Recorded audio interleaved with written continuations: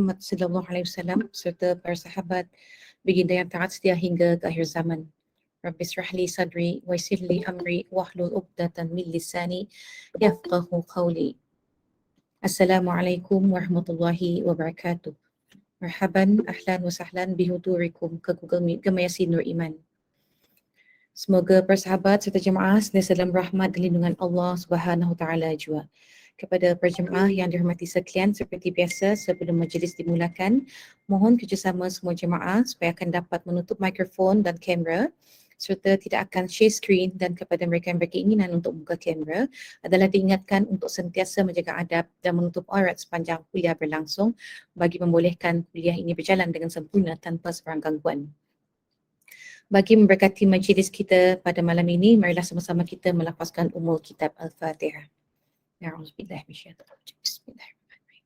Alhamdulillahirabbil alamin arrahmanir rahim. Iyyaka na'budu wa iyyaka nasta'in. Ihdinas siratal mustaqim. Siratal ladzina an'amta 'alaihim ghairil maghdubi 'alaihim waladdallin. Amin. Amin ya rabbal alamin. Yang berbahagia Al-Fadil Ustaz Dr. Ahmad Mursyidi bin Mustafa, yang berusaha tim pengurusan Gemayasin Nur Iman yang dipimpin oleh Puan Rosniati Mansur, yang dihormati lagi dikasihi para jemaah muslimin muslimat yang sudi hadir mengimarahkan Taman Ilmu Gemayasin Nur Iman pada malam ini. Tanpa melengahkan masa, kita teruskan majlis ini dengan mempersilakan yang berbahagia Al-Fadil Ustaz Dr. Ahmad Mursyidi bin Mustafa untuk menyampaikan kuliah maghrib pada malam ini. Dengan segala hormat dipersilakan Ustaz.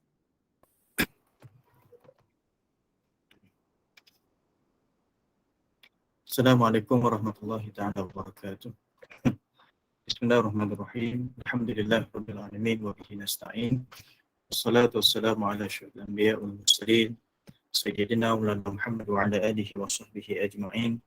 Subhanaka la ilma lana illa ma 'allamtana innaka antal alimul hakim wa la hawla wa la quwwata illa billahil aliyyil azim. Allahumma shrah lana sudurana wa yassir umurana. Allahumma rabbana anzilna munzalan mubarakan wa anta khairul munzilin. Radina billahi rabba wa bil islami dina wa bi Muhammadin nabiyyan wa rasulah. Amma ba'd. Terima kasih kepada moderator dan yang dihormati sekalian sidang jemaah kuliah maghrib pada malam ini. Alhamdulillah, pertamanya kita zahirkan bersyukuran pada Allah SWT, dapat diteruskan lagi agenda mencari ilmu dan redha Allah Ta'ala dalam majlis ilmu ini yang dianjurkan dengan penganjuran secara online, dan mudah-mudahan keberadaan kita Allah Subhanahu Wa Taala golongkan daripada kalangan golongan-golongan yang mendapat maghfirah, pengampunan dan juga rahmat daripada Allah Subhanahu Wa Taala. Dan mudah-mudahan semangat Ramadan yang telah berlalu lebih kurang dah nak masuk hampir 2 minggu berlalunya Ramadan, masih lagi ada semangat tersebut, dan sentiasalah berdoa mudah-mudahan Allah Ta'ala terima amal kita. Dan kata setengah daripada ulama, tanda Allah Ta'ala menunjukkan penerimaan ibadat seseorang hamba di dalam Ramadan adalah selepas daripada Ramadannya kekuatan ibadat dan juga semangat ketaatan pada Allah SWT masih lagi segar ataupun masih lagi baik. Bukan sekadar taatnya hanya dalam Ramadan, tetapi taatnya adalah secara berterusan. Jadi Ramadan itu adalah pembuka pintu, ruang untuk sama-sama kita mencari redha Allah Ta'ala, dan diteruskan selepas daripada Ramadan, insyaAllah, mudah-mudahan. Dan tuan-tuan, puan-puan, sidang jemaah yang dirahmati Allah SWT sekalian, kita telah sambung sebelum ini perbincangan berkaitan dengan bab solat dalam bab sujud. Dan saya pernah sebut dalam sujud ini, bab sujud ini dia ada empat jenis sujud. Yang pertama, sujud dalam solat. Itu sujud yang dikatakan sebagai rukun solat, iaitu yang kita laksanakan 2 kali pada setiap rakaat. Yang kedua, kita ada sujud tilawah, kerana kita membaca ayat-ayat tertentu dalam Al-Quran sebanyak 14 tempat di dalam Al-Quran. Cumanya tanda yang menunjukkan adanya sujud tilawah itu ada 15. Pada ayat pada surah Sad, di tanda di situ sebenarnya walaupun nampak seumpama tanda sujud tilawah, tapi sebenarnya dia adalah sujud syukur. Yang ketiga, kita dah bincang berkaitan dengan sujud sahwi. Sujud kerana meninggalkan sunat-sunat ab'ad di dalam solat, sama ada sengaja ataupun secara terlupa, ataupun dengan beberapa daripada sebab-sebab lain, antaranya kerana melakukan perkara kerana terlupa dengan bilangan rakaat ataupun dalam rukun dalam sembahyang. Dan kita bincangkan sebelum ini. Dan ada satu lagi yang keempat, dia panggil sujud syukur. Dan insya-Allah malam ni kita nak sebut cerita berkaitan dengan sujud syukur. Kerana dia merupakan salah satu daripada ibadat. Jadi disebabkan dia adalah salah satu daripada sujud yang ada dalam sujud-sujud yang menggambarkan ibadat, maka ulama meletakkan perbahasan ataupun perbincangan sujud syukur ini dalam bab solat. Jadi kalau tuan-tuan perempuan nak cari sujud syukur ini, kalau dalam kitab fiqhnya duduk kat mana? Duduk dalam bab solat lagi. Sebab itulah dalam ilmu-ilmu ini, dalam kita belajar ilmu ini, kita kena tahu macam mana dia punya susunan yang disusun oleh para ulama. Contoh kalau dalam bab akidah, ulama dia akan susun yang pertama kita mengenal Allah. Kan? Dia panggil berkaitan dengan uluhiyah. Macam mana kita mengenal Allah Ta'ala sebagai Tuhan yang hanya layak disembah, iaitu Allah Ta'ala saja. Ia berkaitan dengan ketuhanan. Yang kedua, dia akan susun berkaitan dengan nubuwah, iaitu berkaitan dengan kenabian. Cerita berkaitan dengan sifat wajib bagi Nabi, sifat mustahil bagi Nabi dan sifat harus bagi Nabi. Dan yang ketiga, barulah dia cerita berkaitan dengan sam'iyat. Sam'iyat atau dikategorikan sebagai ghaibiyat. Perkara-perkara yang kita tidak tahu, melainkan hanya dikhabarkan daripada Quran ataupun hadis, berkaitan dengan syurga, dosa, pahala, mizan iaitu timbangan, macam mana ahwalul qiyamah, keadaan huru-hara di kiamat nanti, di akhirat nanti macam mana, itu dia punya susunan. Kalau dalam bab fiqh akan dimulakan berkaitan dengan bab taharah, bab berkaitan dengan suci. Bab berkaitan dengan bersuci daripada hadas dan bersuci daripada najis. Lepas tu barulah dia masuk dalam bab solat. Lepas bab solat, masuknya bab puasa, zakat, lepas tu haji dan sebagainya, barulah naik kepada bab-bab munakahat dan sebagainya. Jadi itu antara susunan. Jadi kenapa ulama susun susunan perbahasan ilmu-ilmu itu dengan susunan yang dikatakan hampir sama, kerana dia punya flow macam itu. Berdasarkan keutamaan, kan, mesti dahulukan yang mana. Jadi sebab itulah kalau kita nak cari sesuatu perbahasan, kita tengok macam mana ulama dah susunnya. Sama juga dalam bab sujud syukur. Walaupun sujud syukur tak ada dalam bab sembahyang, maksudnya kita tak buat sujud syukur ketika mana kita sembahyang, tetapi kerana dia merupakan salah satu daripada ibadat yang dikaitkan dengan sujud. Dan sujud itu asalnya adalah pada dalam ibadat solat. Sebagaimana sujud yang wajib, maka ulama kategorikan dia dalam bab solat.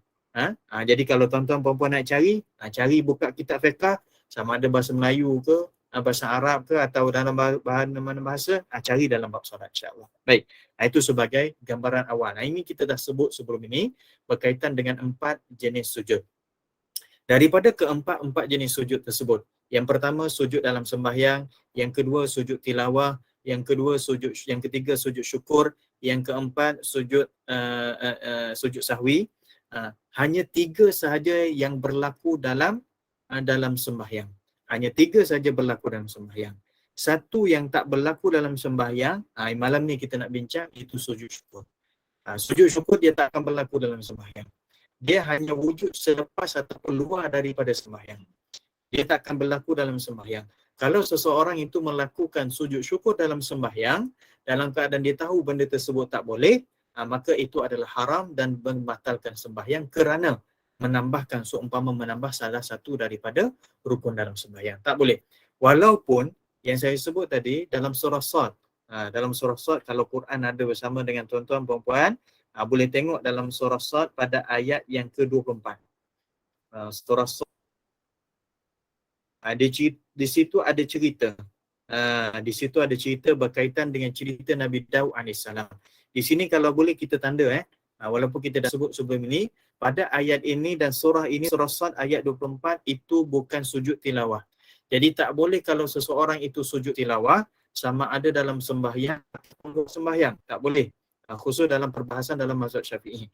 Dan kalau sekiranya sujud syukur, dan kat sini hanya dipanggil sebagai sujud syukur walaupun bentuknya tempatnya adalah sama sebagai sujud tilawah, tapi kedudukan di sini adalah sujud syukur.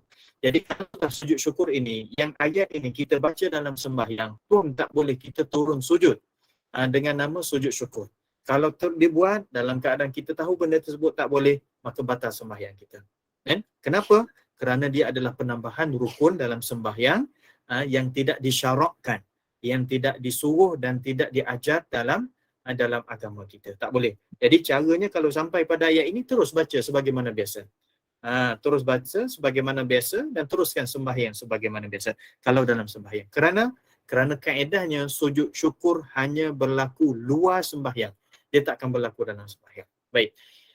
Ada juga perbahasan yang kadang-kadang menjadi kecelaruan di kalangan masyarakat sebab dia tengok kadang-kadang orang sujud syukur itu mengikut daripada keadaan-keadaan yang kita tak tahu benda tersebut boleh sujud syukur atau tidak. Ini contoh. Contoh perlawanan akhir final bola. Jadi yang sujud syukurnya orang yang mana main bola tu. Dia sujud syukur atas padang. Penonton yang fanatik, yang betul-betul minat bola pun sujud syukur juga depan televisyen. Macam mana hukum dia? Boleh tak boleh? Ada lagi sujud syukur kerana apa? Kerana menang. Sekarang musim daripada kita kata sukan C. Boleh tak kita sujud syukur? Macam mana kaedah sujud syukur? Itu kita akan sebut.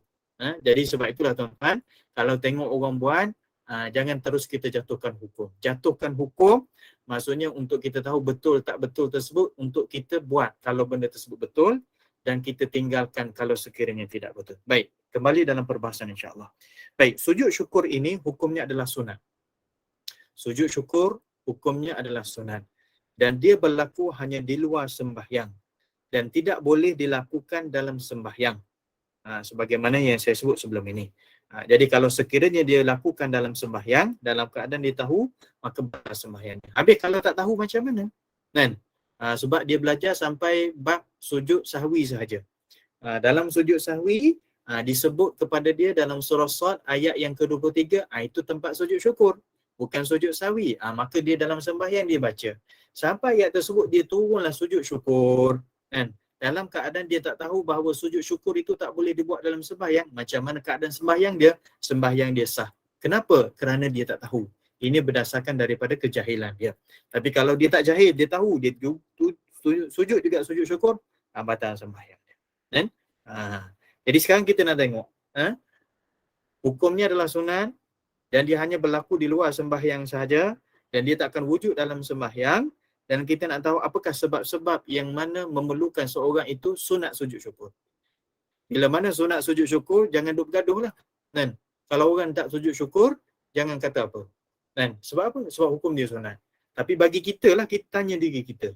Sedangkan kita ni ada cukup dengan sebab dan syarat untuk sujud syukur. Kenapa kita tak buat? Tanya diri, jangan duk tanya orang. Hidup ni jangan suka sangat menuding orang lain. Kan? Sebab tak selesai hidup kita tuan-tuan. Kadang-kadang dia tambah serabut. Melainkan benda tersebut melibatkan amar makruf nahi munkar. Kena dengan cara. Tiba-tiba orang ni tak sujud syukur. Kita nak marah dia. Jangan. Benda sunat jangan kita duk bergaduh.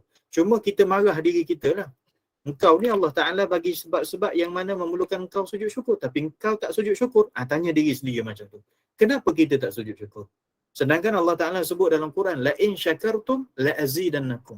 Sekiranya kamu syukur, maka aku akan tambahkan. Aku akan tambahkan nikmat tersebut. Cara Allah Ta'ala tambah nikmat itu terserah pada Allah SWT. Cuma bukan ini dalil nak menunjukkan bahawa dalil sujud syukur. Bukan.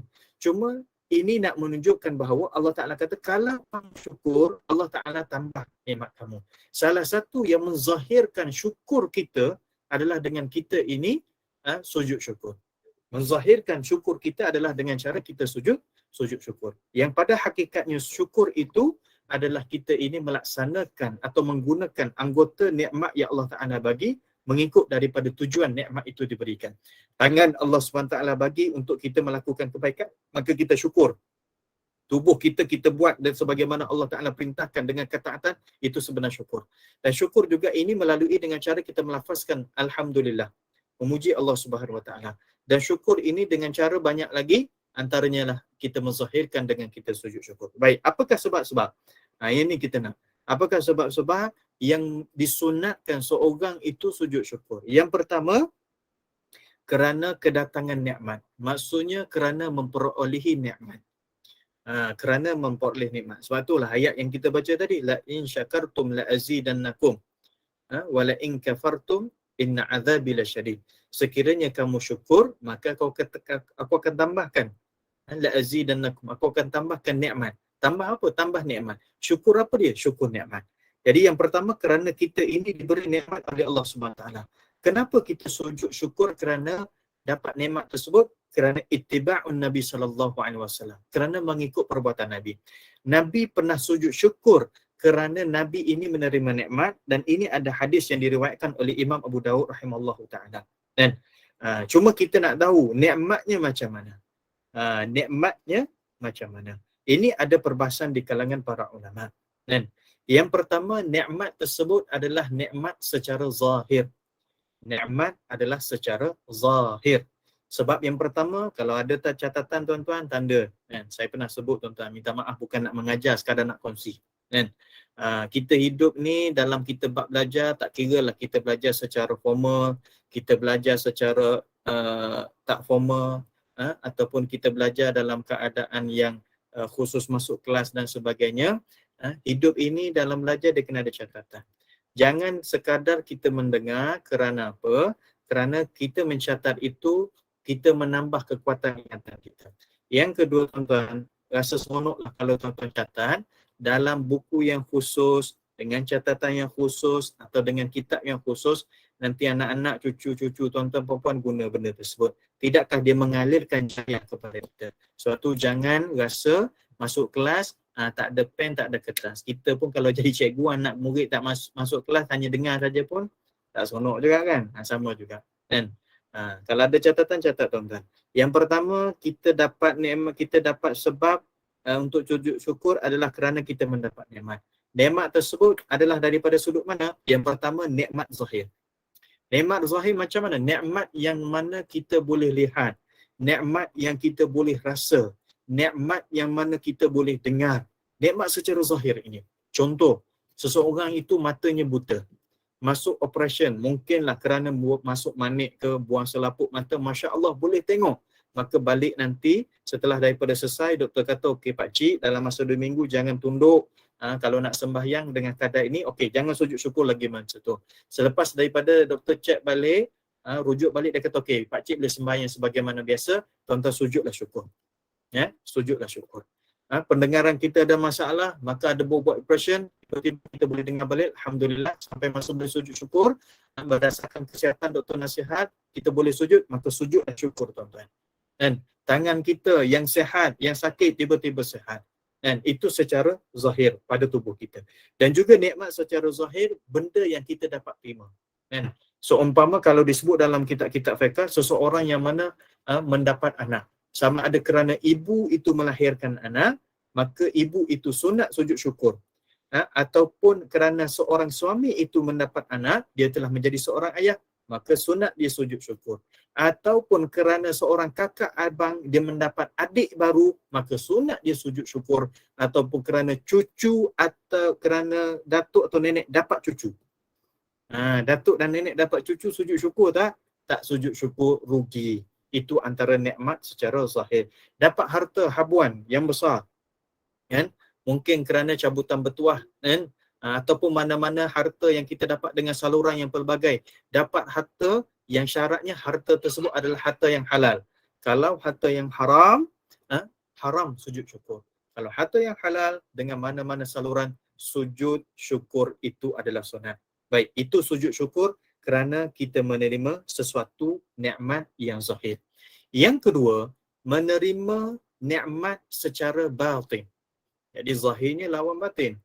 Jadi menerima nikmat secara batin ini adalah sesuatu yang yang khilaf di kalangan para ulama. Ada ulama mengatakan tak sunat kita sujud syukur, ada setengah ulama kata sunat kita sujud syukur. Macam mana nikmat secara batin. Nikmat yang kita tidak nampak.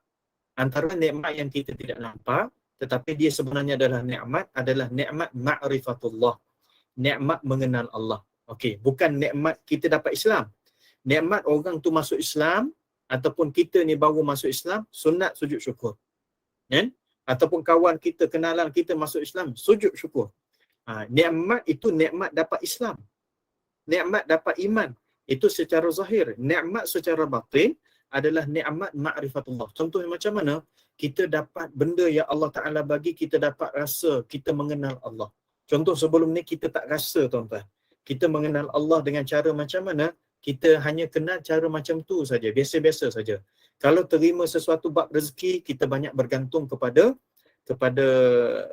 usaha kita. Kalau tak bekerja, tak dapat rezeki. Kalau tak buat benda ni, tak dapat. Kita hanya dapat usaha kita saja. Kan? Ditimpa musibah dan sebagainya, kita dapat kecuaian, kelalaian manusia saja. Kita tak nampak, itu adalah takdir daripada Allah Ta'ala. Sesuatu ketika sampai masa dapat nikmat, dapat sesuatu perkara musibah, kita nampak itu adalah kerana Allah Ta'ala. Jadi hati kita solid. Kerana apa? Kerana kita tahu ini semuanya adalah daripada Allah Ta'ala, maka sunat kita sujud syukur. Ini dia panggil nikmat ma'rifatullah. Baik. Ataupun nikmat kita dapat ilmu kerana faham. Oh, sebelum ni contoh kita tak faham pun bab berkaitan dengan sujud syukur.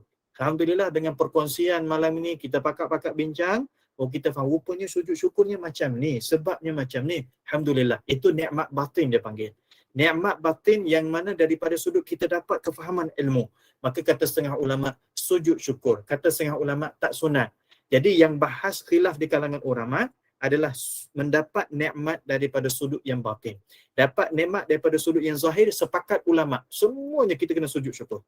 Tapi kalau nikmat yang batin inilah yang khilaf di kalangan para ulama. Suami isteri yang baru kahwin, sunat sujud syukur. Dan apa lagi? Banyak nikmat-nikmat secara zahir. Nikmat yang batin itu adalah khilaf di kalangan para ulama.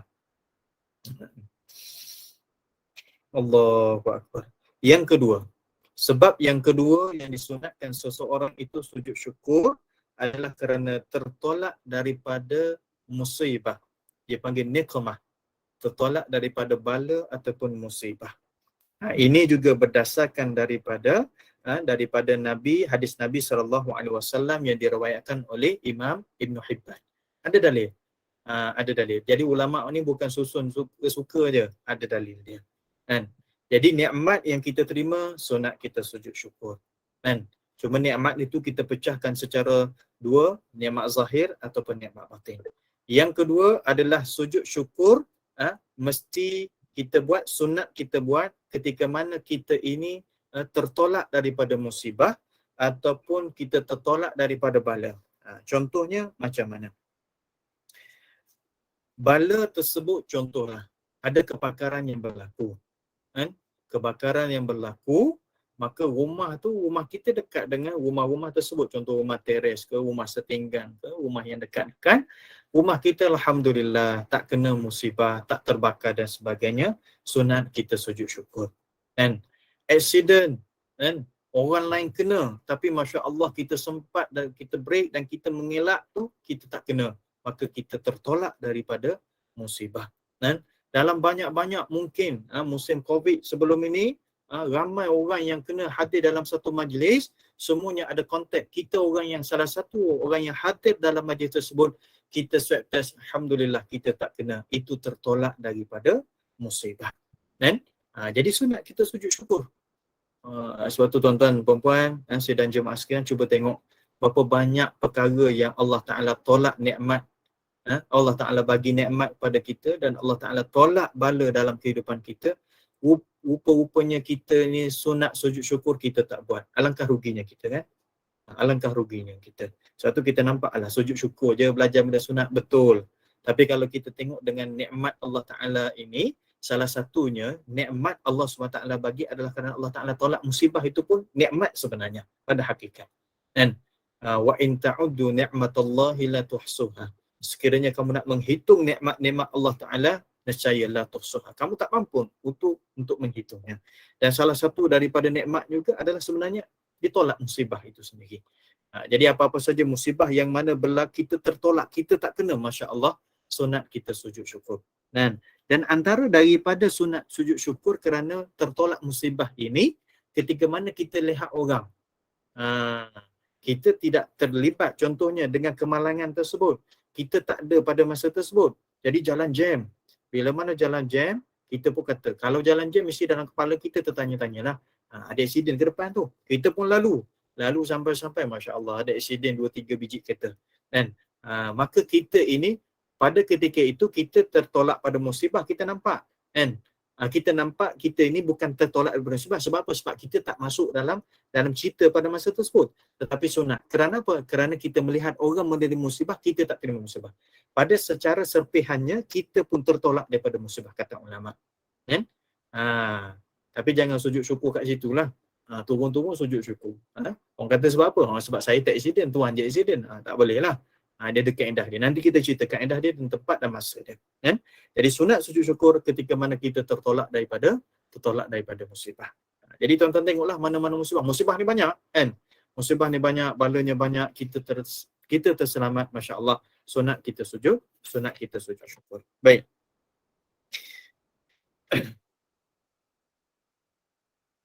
Bila mana kita melihat orang menerima musibah, ada satu doa. Kalau sempat doa tulislah. Kalau tak sempat rasanya boleh check kot dalam internet, mungkin ada kot, kan. Doa ketika mana melihat orang menerima musibah ataupun orang ditimpa musibah, antaranya musibah penyakit. Bila mana orang tu sakit, kita tak sakit. Bukan kita syukur, kita syukur, tetapi dalam masa yang sama kita rasa kesian juga pada orang tersebut, tapi ada doa dia. Contoh orang terima musibah, dia kena COVID, kita tak kena. Orang demam, kita tak demam. Orang sakit kepala, kita tak sakit kepala. Ada doa daripada Nabi SAW. Apa Nabi ajar? Alhamdulillahilladzi afani. Segala puji bagi Allah Ta'ala yang telah memberi kesihatan kepada aku. Wa mabtalani. Dan Allah SWT tidak memberi musibah kepada aku. Wa faddalani ala kathirin min khalqihi tafdila. Dan melebihkan aku di atas ramai-ramai daripada makhluk Allah Ta'ala dengan satu kelebihan. Maksudnya orang lain timur musibah, kawan ni timur musibah, dia ni sakit, aku tak sakit. Alhamdulillah.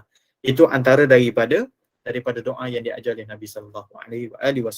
Dan Nabi SAW kata, man qala dhalika, siapa yang baca doa tadi, Allah alhamdulillahilladzi afani wa mabtalani wa faddalani ala kathirin min khalqihi tafdila. Nabi kata siapa yang baca ayat tersebut, doa tersebut, ketika mana dia ditimpa orang lain bertimpa musibah, dia tak timpa musibah, maka ufiya min dhalikal bala ma'asha, maka dia akan diselamatkan daripada musibah ataupun bala tersebut selagi mana dia hidup. Ini antara daripada dia punya khasiat, fadilat. Kita baca doa tersebut. Jadi orang yang terima musibah, kita sujud syukur tersebut, bukan syukur dia terima musibah, syukur Allah Ta'ala selamatkan kita daripada musibah. Yang kedua. Yang ketiga, sunat untuk kita sujud syukur ketika mana melihat orang yang fasik menzahirkan kefasikannya dan kita terselamat daripada perbuatan fasik tersebut. Seolah boleh. Yang ini kena faham betul-betul. Sebab yang ketiga yang disunatkan untuk kita sujud syukur adalah ketika mana kita melihat orang yang fasik, dia menzahirkan atau menyatakan kefasikannya dan kita terselamat daripada perbuatan fasik, perbuatan fasik tersebut. Orang menzahirkan maksiat dan kita terselamat daripada melakukan maksiat tersebut. Orang menzahirkan benda yang mungkar, alhamdulillah kita tak buat benda mungkar tersebut, sunat sujud syukur. Perasan tak zaman sekarang banyak Allah Ta'ala mudahkan kita dengan saluran teknologi, media sosial, dengan apa-apa saja platform. Nama media sosial ikutlah apa saja yang menghubungkan kita, memudahkan kita, menyebabkan kita boleh share, kita dapat maklumat, kita boleh sharing sesuatu perkara. Ada orang share benda baik. Ada orang sharenya nak dapat konten dan sebagainya, share benda mungkar, benda-benda fasik, iaitu benda yang menyebabkan dapat dosa. Baik, di sini kita bahas. perbuatan fasik tersebut adalah fasik daripada dosa kecil ataupun dosa besar. Di sini ada dua pendapat. Pendapat ulama kata ada yang hanya dosa besar saja. Ada ulama kata tak kira dosa besar ke dosa kecil. Yang penting dia menzahirkan benda-benda yang Allah Ta'ala tak suka. Termasuk daripada benda dosa. Dan kita ini tak buat benda tersebut. Orang duk zahir, TikTok menari sana, menari sini, kan? Duk buat benda ni, kan? Buka lagu menari. Tak kira lelaki perempuan ke, duk menari. Tak kira muda tua, duk menari juga. Ini antara benda yang boleh kita terselamat, maka sujud syukur. Haram ke menari?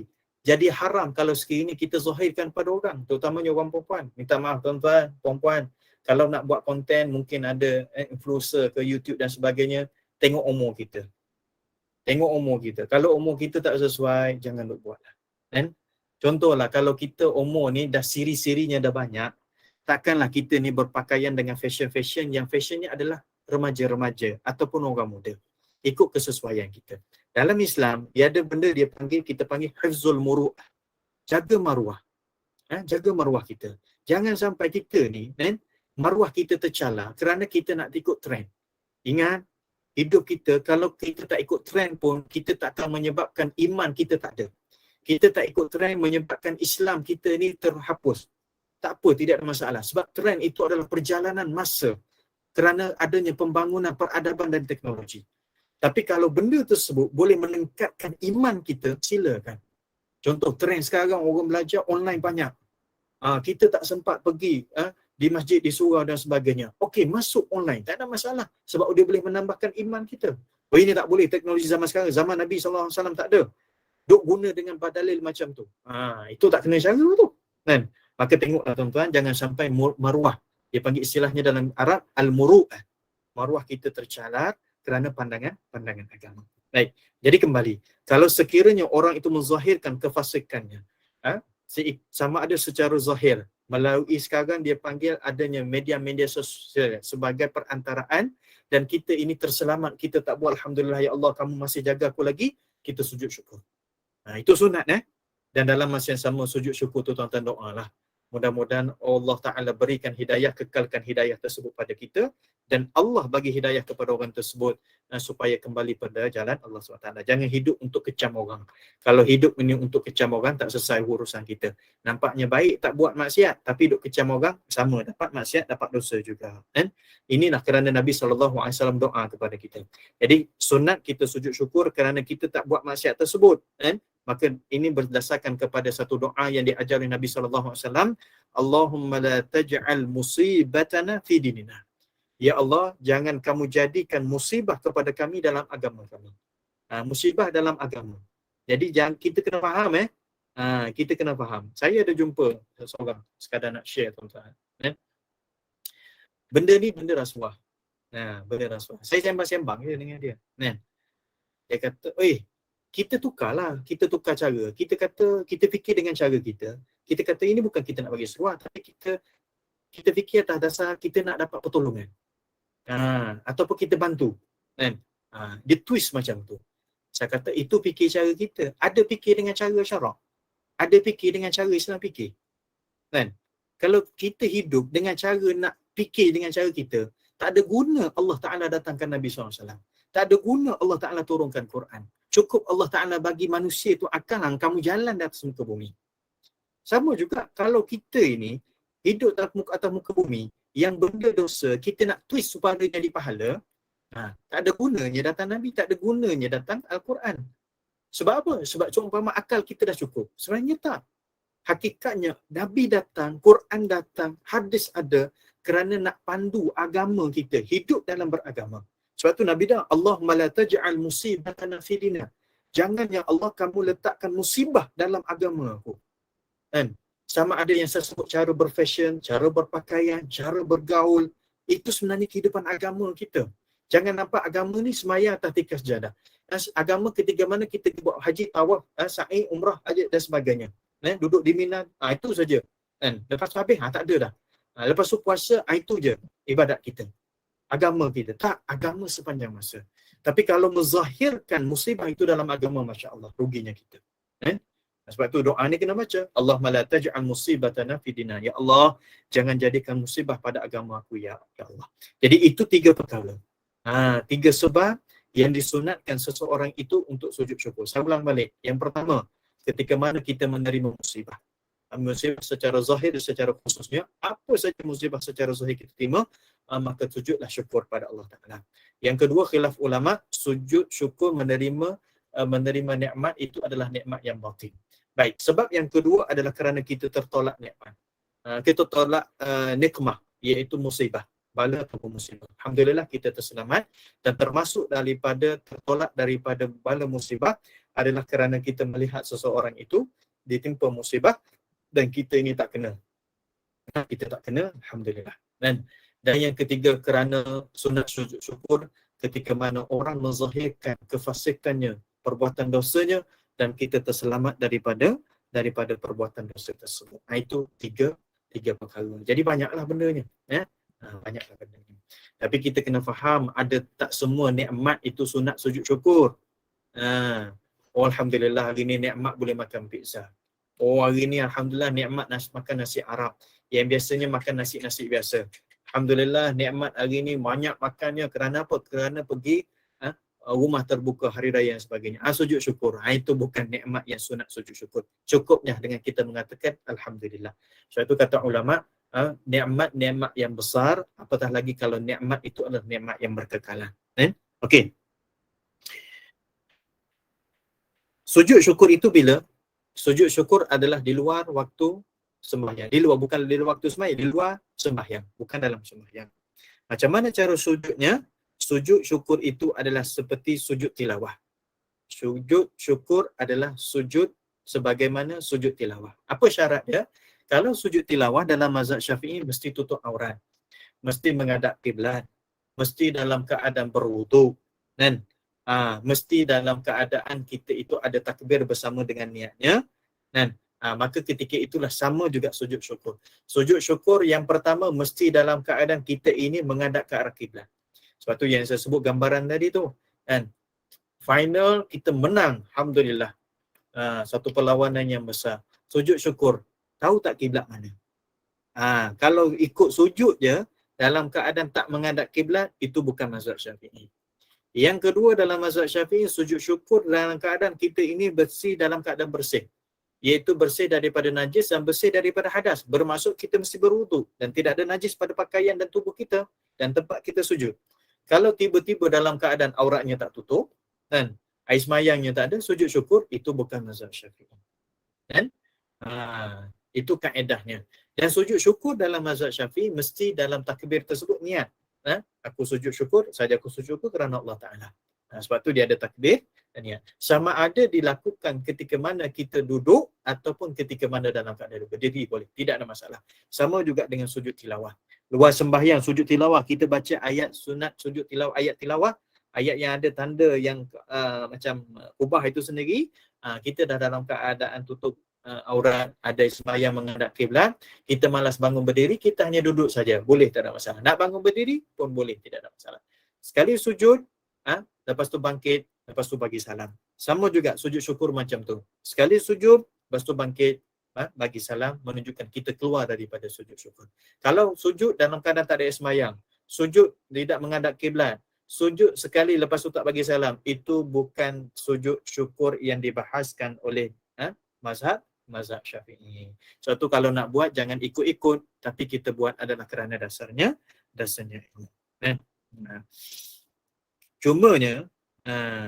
Cuma kalau sekiranya kita dalam keadaan kita memandu, sebagaimana saya bagi contoh tadi, kita melihat adanya aksiden ataupun kita terselamat daripada aksiden, Masya Allah, itu sunat kita sujud syukur. Macam mana kita nak sujud syukur? Adakah kita kena turun, keluar? Tak perlu. Kalau sekiranya dalam keadaan kita sedang memandu kenderaan ataupun kita ini duduk dalam kenderaan, boleh dengan kita bagi isyarat. Kalau boleh takbir angkat tangan, angkatlah. Kalau kita sebagai driver, tak perlulah. Kalau kita ni sebagai orang yang bukan driver, angkat tangan. Allahu Akbar, niat saja aku sujud syukur kepada Allah Ta'ala, lepas tu tunduk. Tunduk bagi isyarat, kita sujud, niat sebagai sujud, jangan tunduk sampai bawah sebab kita dalam kenderaan.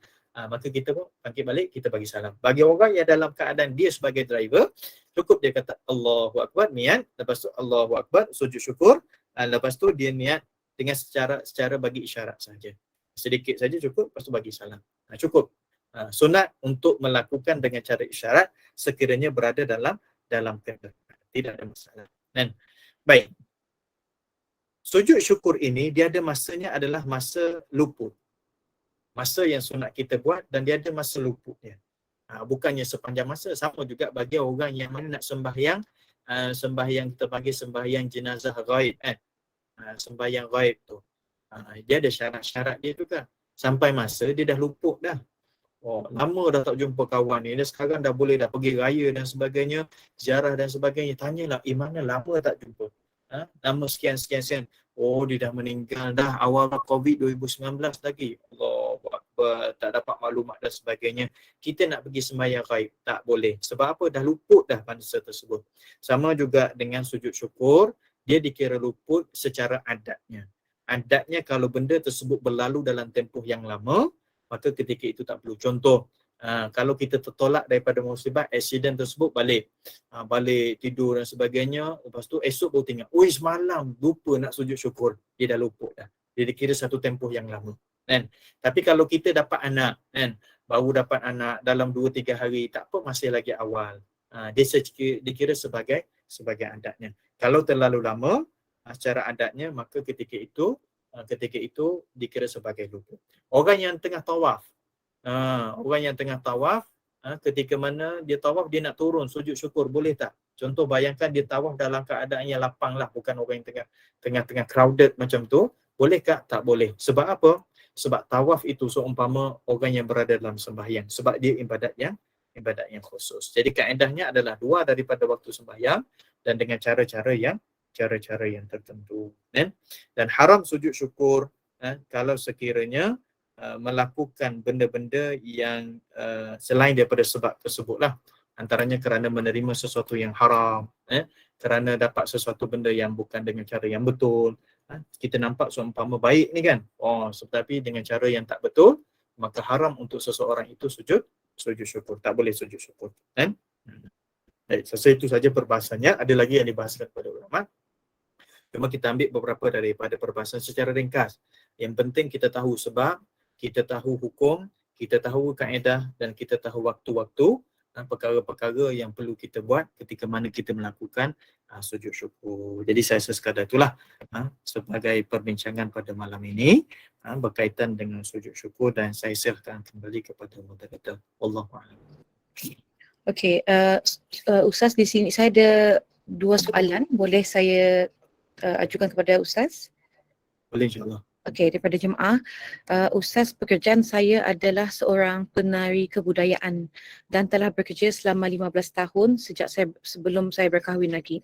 Saya ada mendengar tentang pencarian rezeki untuk keluarga hendaklah daripada sumber yang halal. Apakah dengan pekerjaan saya sebagai seorang penari itu dikira daripada sumber yang halal atau sebaliknya? Sebab saya pernah diberitahu bahawa solat dan amal ibadat tidak akan diterima Allah dan rezeki yang digunakan untuk memberi makan keluarga adalah dikira haram. Mohon pencerahan Ustaz. Penari kebudayaan? Tak tahu pula dia buat penari kebudayaan. Okey, yang pertama saya tak tahu macam mana bentuk cara penari kebudayaan, cuma saya pernah ambil maklumat sekadar yang saya share random. Umumnya penari kebudayaan jadi banyak. Yang pertama, ada cara yang kita buat dengan cara buka aurat. Ada yang cara dengan kita tidak menjaga pergaulan dan sebagainya. Kalau tuan-puan yang mana masuk dalam penarian kebudayaan tersebut dengan cara yang menjaga adab-adabnya, maka dia tidak jatuh kepada haram. Contoh sekadar penarian tersebut di kalangan orang lelaki dengan orang lelaki, orang perempuan dengan orang perempuan, dan tidak menzahirkan benda-benda yang boleh menjatuhkan maruah sebagai seorang Islam, maka rezeki tersebut adalah rezeki halal. Tetapi kalau terlibat dengan benda-benda yang haram, dengan pergaulan, menari kebudayaan tapi dengan cara bersentuhan, di sini dia bercampur di antara benda yang halal dengan benda yang haram, maka dia akan jadi syubhat. Bila mana menjadi syubhat, harta tersebut akan jadi syubhat. Kita punya penghasilan tersebut. Baik, caranya macam mana? Yang pertama tadi, maaf sebelum saya kata caranya, saya nak sebut berkaitan dengan sembahyang tadi. Sembahyang, puasa apa semua tu tidak diterima kerana apa? Kerana kita buat dengan contoh-contoh penarian tadi adalah benda yang tidak halal secara sepenuhnya. Adakah tidak diterima? Okey, kita kena faham. Ibadat solat kita, ibadat puasa kita, ibadat baca Quran kita adalah ibadat secara khusus. Dia tak ada kaitan yang tu. Oh, kau buat benda yang haram, kau semayang macam mana Allah Ta'ala tak terima. Siapa yang kata? Lain beza dengan orang yang minum arak. Orang yang minum arak tersebut ada disebut dalam hadis Nabi SAW. Cuma kata ulama, kita tetap kena sembahyang kerana mungkin ketika itu Allah Ta'ala masih lagi menerima. Tapi kalau dengan perbuatan tersebut, tidak dikatakan bahawa dia akan terima. Contoh JRO tersebut dengan bercampurnya dengan, dia tak minum arak, tapi dia melayan lelakinya dengan buka aurat dan sebagainya, sampai waktu dia pergi sembahyang. Kan? Sampai waktu dia pergi sembahyang, sembahyang dia tak terima. Sebab apa? Sejak JRO. Siapa kata? Itu urusan dia dengan Allah Subhanahu Wa Taala bab itu. Tetapi yang dia buat salah tadi, dia tetap dosa. Jadi teruskan ibadat sebagaimana pun biasa. Sembahyang tetap sembahyang sebab itu bukan tanggungjawab kita. Baca Quran. Puasa. Cuma daripada sudut penghasilan gaji kita tersebut kita tengok. Kalau benda tersebut kita boleh twist, kita hanya ambil benda-benda yang melibatkan benda yang halal, kita boleh lari, kita tak ambil bahagian yang pot yang haram tadi tu, kerana ada unsur-unsur macam ni kita nak elak, maka silakanlah. Tapi kalau memang benda tersebut bergaul, dah campur gaul dan sebagainya, saya bahaskan sebagaimana yang disebut oleh mufti, bekas mufti kerajaan Mesir, bila mana orang tanya seseorang itu bekerja dalam institusi yang ada riba. Jawapannya macam ini, sama dengan saya rasa mungkin boleh dikaitkan dengan jawapan yang kita akan dengan persoalan ini. Dia duduk dalam institusi yang melaikan dengan riba, kalau sekiranya dia keluar menyebabkan terputus dia punya periuk nasi dia, dah tak ada langsung dah, menyebabkan dia dalam keadaan dah tak ada dah sumber lain, maka duduklah dalam keadaan macam itu dengan dua syarat. Syarat yang pertama, dia tidak rata dengan kemaksiatan yang berlaku ketika itu, dan yang kedua, dia berusaha mencari kerja yang lebih halal yang diredai oleh Allah Subhanahu Wa Taala. Maka kena tengok skop dia punya pekerjaan tadi. Saya tidak tahu macam mana cara pergaulannya dengan bentuk skimnya, keadaannya, dan kita boleh gambarkan mungkin dia banyak dia punya bahagian-bahagian dalam insya-Allah. Itu secara umum. Wallahualam. Okey, soalan kedua Ustaz. Saya kadang-kadang was-was tentang rakaat solat seperti di rakaat kedua atau ketiga, dan kadang-kadang di rakaat terakhir tiba-tiba timbul rasa was-was, adakah solat 4 rakaat saya itu cukup 4 rakaat atau kurang, dan kadang-kadang adakah ianya lebih? Apakah saya perlu melakukan sujud sahwi Ustaz? Baik, bila mana seseorang itu was-was dalam bilangan rakaat, kembali pada hadis Nabi SAW, carikan kepastian. Kita sekarang berada pada rakaat yang berapa? Kalau sekiranya tidak ada kepastian, maka kita ambil rakaat yang kita paling ingat. Maksudnya sekarang kita duduknya, kita akan was-was sama ada 3 atau 4, 2 ataupun 3, macam tu. Sekarang kita was-was kita 3 ataupun kita 4 kan? So kita ambil yang paling sedikit sekali, di antara dua benda. Dua benda sama ada 2 ataupun 3 rakaat. Ataupun 3 rakaat atau 4 rakaat. Ambil yang paling sedikit. Sekiranya kita tak dapat kepastian, yang mana kita rakaat yang paling banyak, sama ada 3 ataupun 4. Tadi ambil yang paling sedikit. Bila mana kita ambil sedikit, maka kita cukupkan dia. Bila mana kita cukupkan, maka kita sunat untuk sujud sahwi. Dan kalau sekiranya benda tersebut tiap-tiap kali sembahyang berlaku, maka tiap-tiap kali sembahyanglah disunatkan untuk kita sujud sahwi. Dan benda ini boleh diatasi dengan cara macam mana? Yang pertama, kita cuba masuk dalam sembahyang dalam keadaan yang betul-betul fokus.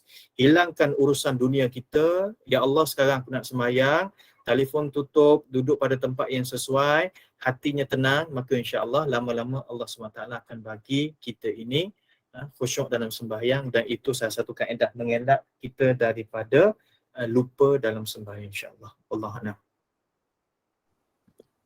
Assalamualaikum Ustaz. Assalamualaikum. Saya nak tanya sikit lah Ustaz, maknanya kesimpulannya sujud syukur ni dia boleh buat di mana-mana dan tanpa wuduk ya Ustaz? Boleh dibuat di mana-mana, tetapi syarat mesti berwuduk. Mesti wuduk. Oh, syarat mesti berwuduk Tapi Ya, kalau kita dalam kenderaan ke kita tak ada ni? Kita kalau sekiranya kita dalam keadaan kita Tak berkenderaan, berwuduk. maka pastikan kita kena berwuduk lah. pastikan kita ada wuduk. Sebab tu kalau sekiranya kita tak ada wuduk dalam mazhab Syafi'i, tak boleh kita sujud syukur. Ya, mungkin kita sampai tempat persinggahan kita sujud syukur, atau kita sampai destinasi kita sujud syukur atas benda yang berlaku sebelum ini dengan nikmat atau musibah yang tertelah. Oh, maknanya boleh ditangguh lah. Kita tangguhkan lah. Boleh tangguh, tapi dalam tempoh yang kita kata secara adatnya tak terlalu lama. Oh. Okey. Terima kasih. Salam Ustaz. Arwah mak saya pernah ajar saya. Dia katanya setiap hari lepas kita bangun tidur, lepas anda katalah lepas salat subuh lah, kita selesai salat subuh sehingga duha, dia katakan cuba buat sujud syukur, dia cakap. Sebab setiap lepas salat fardu cuba buat sujud syukur. Jadi saya buat apa yang dia ajar tu. Dia cakap kita tak tahu bila masa kita nak diambil Allah kembali, dia cakap. Jadi kita nak bersyukur setiap kali. Dia cakap lepas kita sembahyang tu kita salat syukur, dia cakap. Sujud syukur, bukan salat syukur, sujud syukur, dia cakap. Tanda kita bersyukur kena diberikan nafas untuk hidup kembali. Sebab kita tak tahu bila kita nak diambil balik oleh Allah, dia cakap. Apa pandangan Ustaz? Ada satu amalan yang dibuat oleh para ulama sebelum ini, antaranya kata Imam Ibn Arabi, antaranya ulama salafus salih, tak silap saya, pernah diceritakan oleh para ulama bahawa setelah selesai mereka sembahyang isyak, itu Imam Ibn Arabi kata. Imam Ibn Arabi kata, kami melihat perbuatan guru-guru kami setelah daripada sembahyang isyak, maka mereka akan membuka catatan-catatan mereka secara harian. Jadi dalam harian dia akan tulis apa yang dibuat daripada benda-benda yang baik dan benda-benda yang mungkar yang dibuat dan sebagainya. Kalau ada benda-benda yang termasuk daripada kebaikan nikmat, maka dia akan sujud syukur. Dan kalau ada kejahatan dan sebagainya, dia akan istighfar, dan kalau melibatkan manusia dia memohon maaf.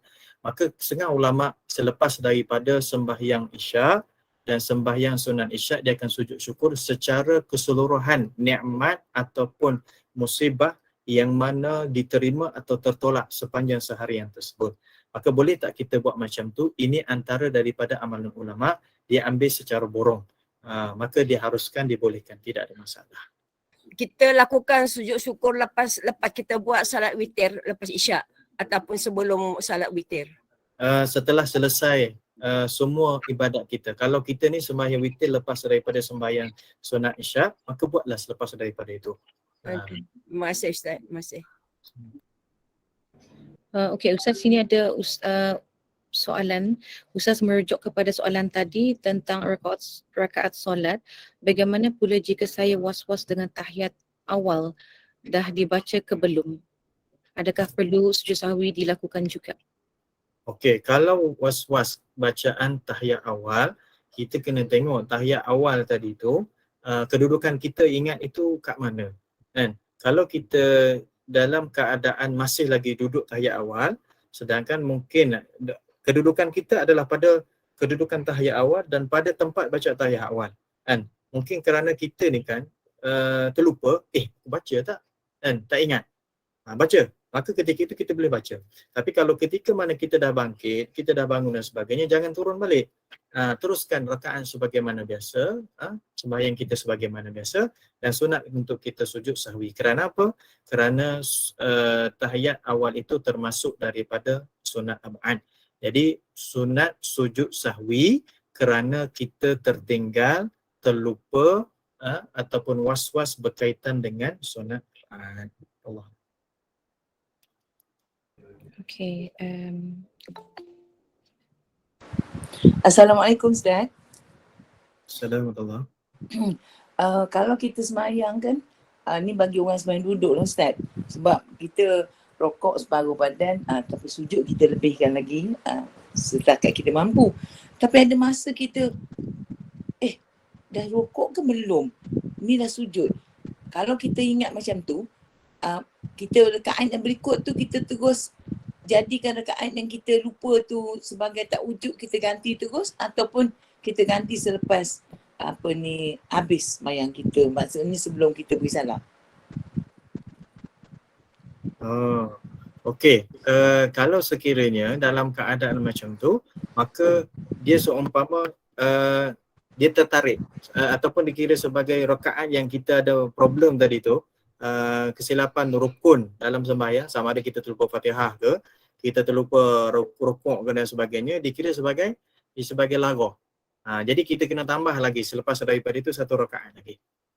Tambah rakaat sebagai cukupkan, sebab yang rakaat itu dikira sebagai tak dikira. Dia sebagai laghau. Tambah satu lagi. Dan sunat untuk kita sujud syukur. Sujud sahwi.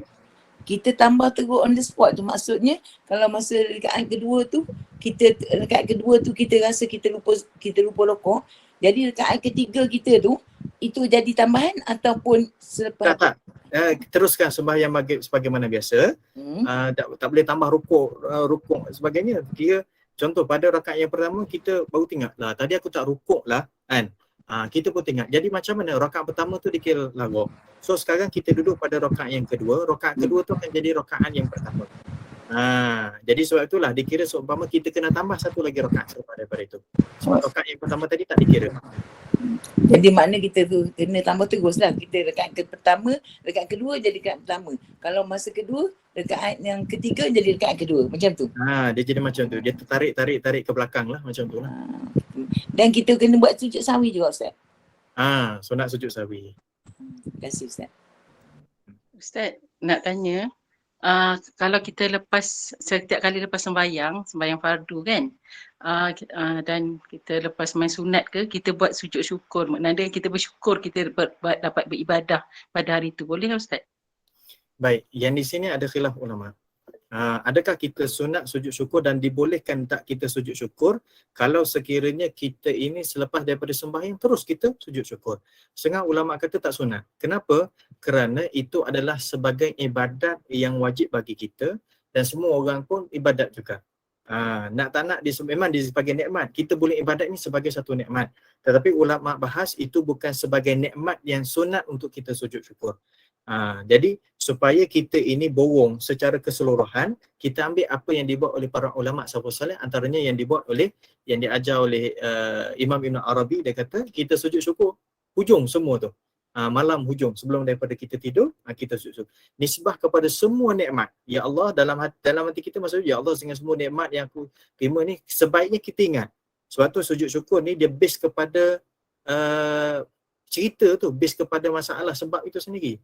Tapi disebabkan nikmat banyak sangat Allah Ta'ala bagi, ulama buat di hujungnya. Pun dibolehkan. Tapi dengan nisbah sesuatu amal ibadat itu, contoh kita habis puasa, okey buka puasa malam ni, sujud syukur, alhamdulillah ya Allah aku boleh puasa, setengah ulama kata tak termasuk daripada benda yang sunnah. Terima kasih Ustaz.